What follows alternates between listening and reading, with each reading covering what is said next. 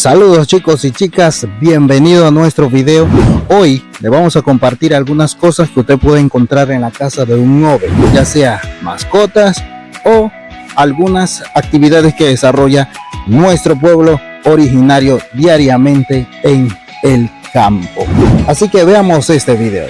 Número 1, lo que usted puede encontrar es gallina, cría de gallinas, cría de pollos, cría de pollitos, como lo quieran llamar ustedes.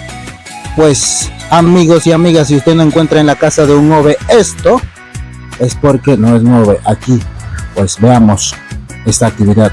Vamos a ver si podemos llegar cerca de este pollito. Sí.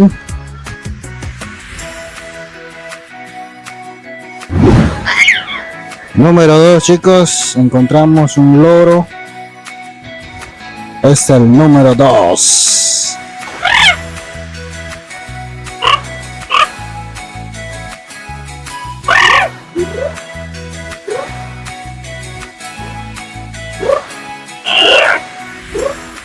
Número 3, chicos y chicas, encontramos los cerditos o los puercos, como lo llamen ustedes. Bueno, chicos y chicas, algunos lo crían para comer, otros lo crían para adorno en su casa, otros lo crían para negocio. Pero bueno, encontramos también estos cerditos.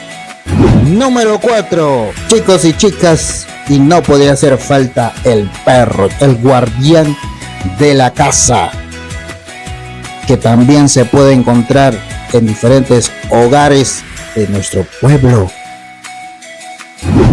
Y en el número 5, chicos y chicas, encontramos también una de las mascotas más comunes que podemos encontrar en la casa de un Ove, y es el gato o la gata, lo que tengas en tu casa. Y esto no es todo, chicos y chicas, estos son algunos de lo que podemos encontrar en la casa de un Ove. Gracias chicos y chicas, gracias por ver nuestro video. No olviden compartir ese contenido con todos sus amigos en toda la plataforma de internet para que así podamos llegar a muchas personas. Saludos y nos vemos en un próximo contenido.